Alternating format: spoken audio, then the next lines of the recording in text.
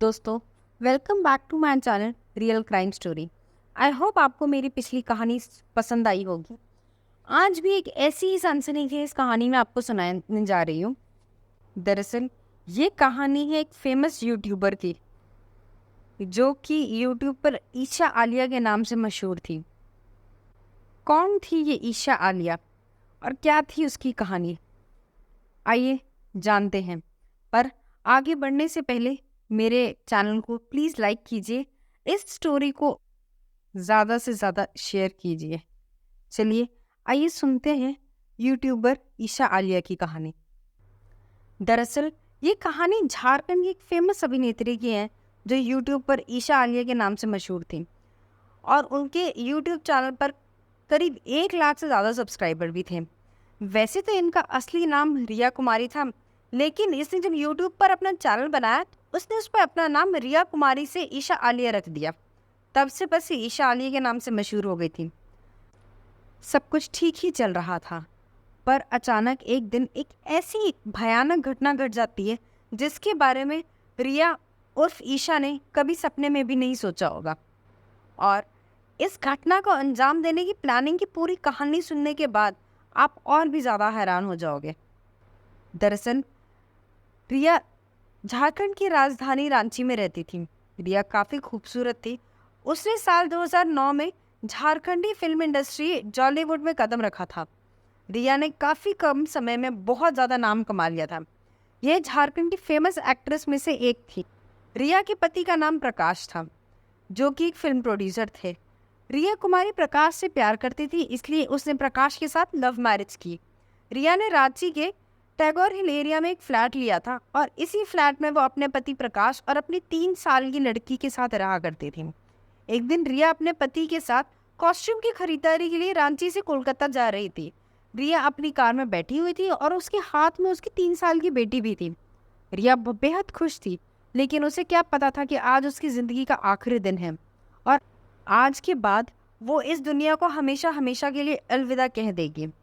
जब रिया कोलकाता के NH16 road से गुजर रही थी, तभी वहीं एक मई सरेखा पुल के पास उसके ऊपर गोली से हमला हो जाता है और उसमें से एक गोली आकर रिया की कनपट्टी पे लग जाती है, जिससे रिया की हालत बेहद गंभीर हो जाती है। इसके बाद रिया का पति वहां के स्थानीय लोगों की मदद मांगता है और उसे वहां से नज़दीकी हॉस्पिटल में ले जाता है, लेकिन हॉस्पिटल ले जाने का कोई फ़ायदा नहीं होता है, क्योंकि जब तक वो वहां पहुंचते हैं तब तक रिया की मौत हो चुकी होती है। इसके बाद वहां के आसपास के लोग जो रिया को लेकर के अस्पताल आए थे, वो पुलिस को इत्तला करते हैं कि कैसे एक फैमिली के ऊपर कुछ अज्ञात लोगों ने हमला कर दिया और एक महिला की मृत्यु हो गई। ये सूचना मिलते ही पुलिस वहां आ जाती है। अब पुलिस रिया के पति प्रकाश से पूछताछ करती है कि मौके पर ऐसा क्या हुआ था। तो प्रकाश पुलिस वालों को बताता है कि हम दोनों लोग खरीदारी करने के लिए रांची से कोलकाता जा रहे थे। इसी दौरान हावड़ा जिले के बागनान के मई सुरेखा पुल के पास NH16 रोड पर बच्चे की रोने की आवाज़ सुनाई दी, तो हम वहीं रुक गए।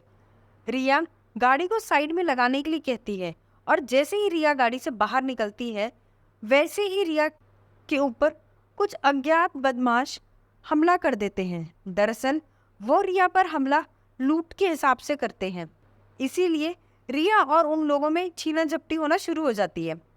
ऐसा देखकर वो गाड़ी से उतरता है और जाकर उन बदमाशों से भिड़ जाता है, लेकिन वो बदमाश प्रकाश पर भी भारी पड़ जाते हैं और प्रकाश को पीटना शुरू कर देते हैं। इसलिए रिया उसे बचाने के लिए उन लोगों को थप्पड़ मारने लगती है। रिया का थप्पड़ खाने के बाद उन बदमाशों को गुस्सा आ जाता है और वो लोग रिया पर गोली चला देते हैं।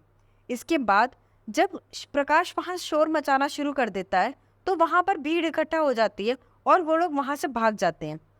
ये कहानी सुनाई थी प्रकाश ने पुलिस वालों को। इसके बाद पुलिस तुरंत ही अपराधियों को पकड़ने में जुट जाती है। पुलिस सीधे वहां पहुंच जाती है जहां पर रिया को गोली लगी थी। इसके बाद उस जगह के आसपास लगे CCTV फुटेज को भी पुलिस खंगालना शुरू कर देती है। इधर रिया की मौत की खबर उसके घर वालों को भी लग गई थी, जिससे उसके घर वाले तुरंत पुलिस स्टेशन पहुंचते हैं।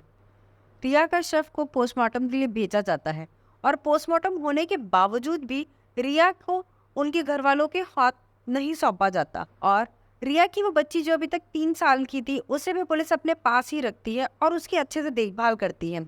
रिया के घर वाले पुलिस से कहते हैं कि ये सब रिया के पति प्रकाश का ही किया धरा है, क्योंकि वो पहले से ही रिया को हमेशा झगड़ा करते रहता था और उसे वो काफ़ी पीटता भी था। वो रिया को काफ़ी टॉर्चर भी करता था और उसने कई बार रिया को जान से मारने की धमकी भी दी थी। हालांकि रिया और प्रकाश की लव मैरिज हुई थी, लेकिन रिया के घर वाले पुलिस को बताते हैं कि शुरुआत में प्रकाश रिया को अपनाने से इनकार कर रहा था, लेकिन जब ये मामला कोर्ट तक पहुंचता है तो प्रकाश रिया से शादी करने के लिए राजी हो जाता है। शादी करने के बाद दोनों रांची में फ्लैट लेकर रहने लगते हैं। इतना सब सुनते ही हावड़ा की एसपी स्वाति बंगालिया ने प्रकाश को अरेस्ट करने के सीधे आदेश दे दिए। इसके बाद पुलिस प्रकाश को पकड़ करके ले आ जाती है, लेकिन अभी भी प्रकाश के खिलाफ कोई पुख्ता सबूत नहीं था, इसलिए केस अभी भी अनसुलझा था।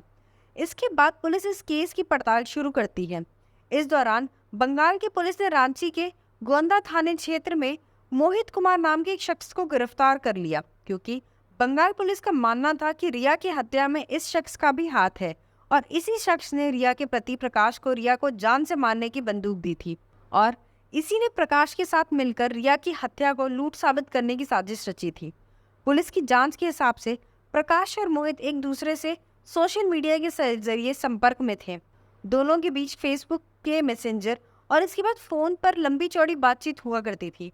पुलिस के अनुसार मोहित और प्रकाश ने मिलकर तय किया था कि हत्या को कैसे लूट वाले घटनाक्रम से जोड़ना है।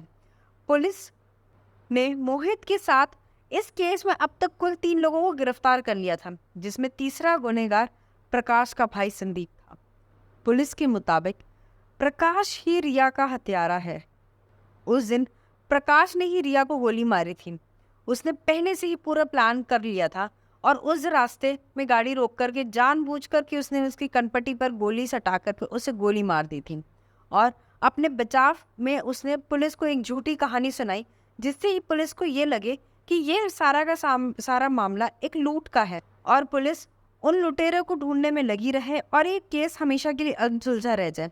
लेकिन पुलिस ने बड़ी सूझबूझ से इस पूरे मामले को अनसुलझा करा। दरअसल पुलिस ने प्रकाश के हर उस कोशिश को नाकाम किया जिसमें उन्होंने पुलिस को उलझाने की कोशिश की और इस तरीके से उन्होंने रिया के हत्यारे यानी कि उसके पति प्रकाश को गिरफ्तार किया और इस वक्त वो तीनों जेल की हवा खा रहे हैं।